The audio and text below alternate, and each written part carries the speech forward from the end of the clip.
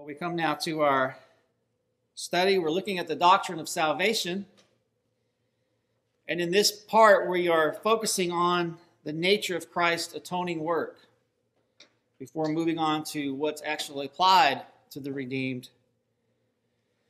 And last Lord's Day, we highlighted two important aspects of the cross work of Christ, and those were expiation and propitiation. Just really quick review. To expiate means to make amends, to atone for. Specifically, it refers to the cleansing of our sin and the removal of sin's guilt. And we saw that played out in the sin offering on the Day of Atonement.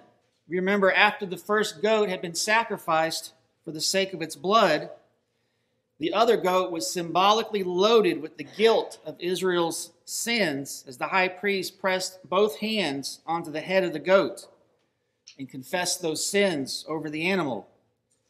That goat was then taken out of the camp and driven eastward to demonstrate what we read in Psalm 103, as far as the east is from the west, so far does he remove our transgressions from us.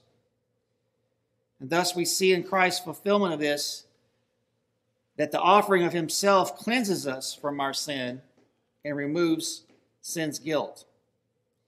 Then on the other hand, there is propitiation. Thus the purpose of propitiation is the removal of God's wrath against us for our sin. And we saw that played out in the burnt offering. The one feature that was unique to this offering is that the whole animal, apart from his skin, was offered up to God on the altar. Nothing was held back. The whole burnt offering thus signified a life of complete and utter consecration to God, a life of